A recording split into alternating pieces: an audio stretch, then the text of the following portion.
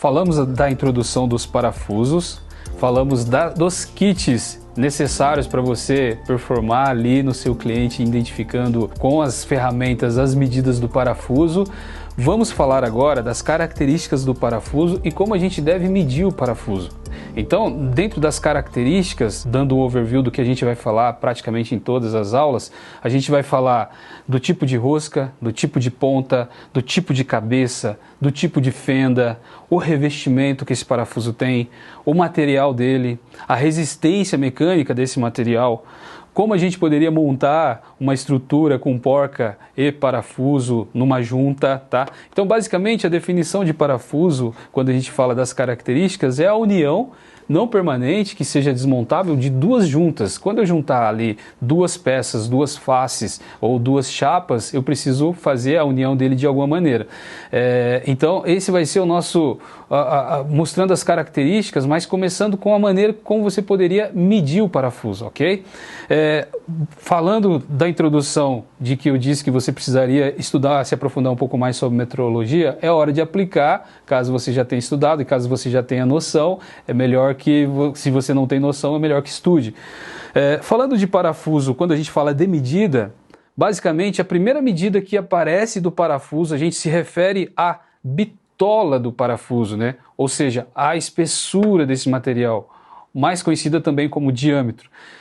Então a primeira medida que sempre vai aparecer vai ser o diâmetro. Logo na sequência, dependendo do parafuso, se ele for um parafuso rosca métrica, a gente vai falar desses detalhes logo à frente, se ele for um parafuso rosca métrica, ele vai trazer o diâmetro e ele vai trazer a informação se ele é um parafuso rosca grossa ou rosca fina. No caso de um parafuso métrico, ele seria um rosca grossa MA, ou se fosse um parafuso rosca métrica fina, seria um parafuso MB. Então ele vai trazer ali o diâmetro, a espessura do parafuso, às vezes em milímetro e às vezes em polegada, vai depender da norma desse parafuso, e depois ele vai trazer o comprimento do parafuso, que seria a distância da parte útil do parafuso. Por que eu estou falando parte útil? Quando eu vou medir um parafuso nesse modelo que seria o hexagonal ou parafuso sextavado, esse parafuso ele vai ser medido da cabeça para baixo.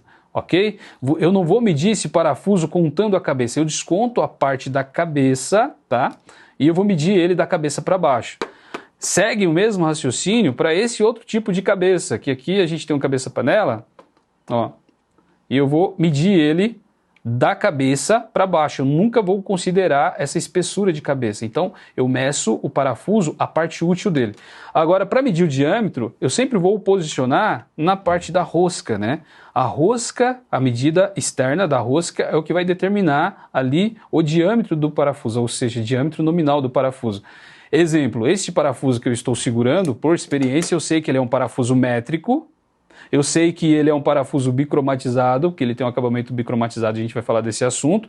E eu sei que ele é um cabeça panela, mas como é que eu vou medir ele na obra ali ou no seu cliente? Primeiro, eu vou pegar o diâmetro dele, aqui eu tenho próximo de 6, está dando aqui 5,7, que está dentro da tolerância do diâmetro métrico de um parafuso M6. Então esse parafuso é um M6, e o comprimento desse parafuso, no paquímetro eu posso medir aqui com as duas orelhinhas de cima do paquímetro, eu posso medir com a parte traseira aqui do paquímetro, que nem está aqui, ó, eu posiciono aqui, eu posso medir com essa parte que eu já tenho aqui um ângulo para eu poder travar aqui o tamanho, e aqui eu consigo entender que ele tem 3 centímetros, ou seja, na linguagem do parafuseiro, 30 milímetros. Então esse parafuso, eu já consigo determinar que ele é um parafuso métrico, pelo formato dele, que ele é um parafuso M6 por 30. É dessa forma que eu meço. Isso para parafusos com cabeça, onde a cabeça vai ficar para fora, onde a parte útil do parafuso que vai entrar ali dentro da união, você vai considerar essa parte.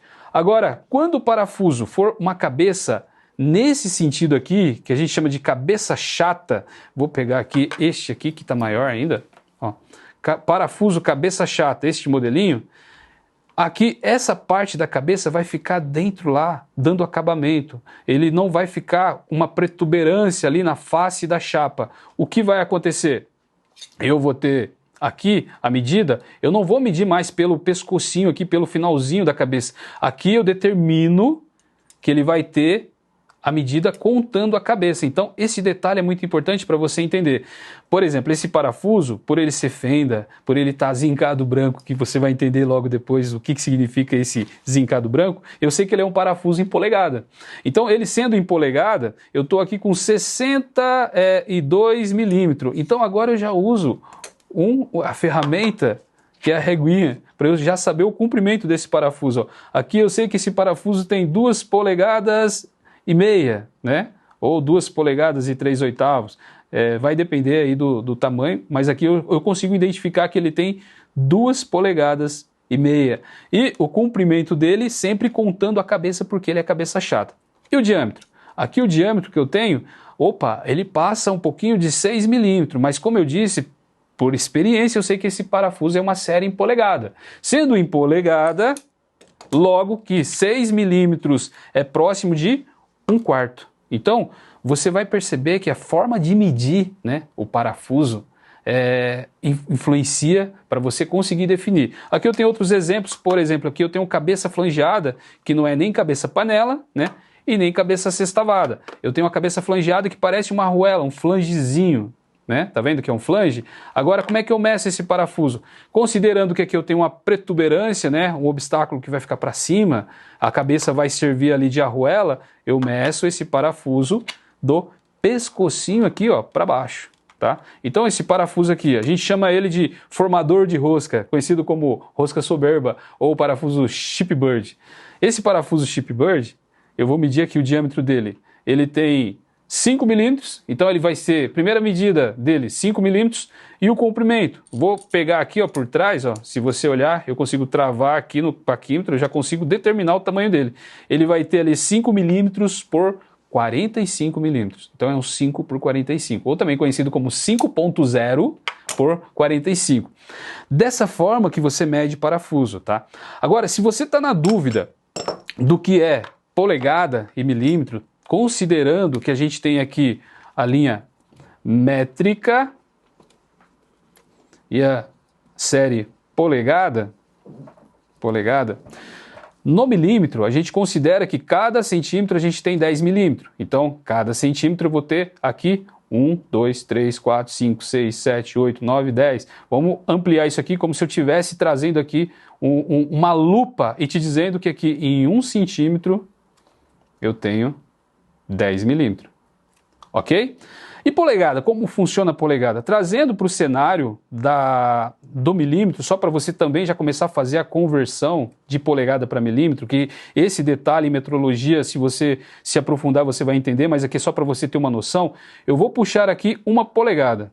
Uma polegada vai ter aproximadamente 25,4 milímetros. Então vai ter 1, 2, 3, 4, 5, 6, 7, 8, vai embora até 25,4 milímetros. Então, quanto que tem uma polegada? A gente vai ter aqui 25,4 milímetros.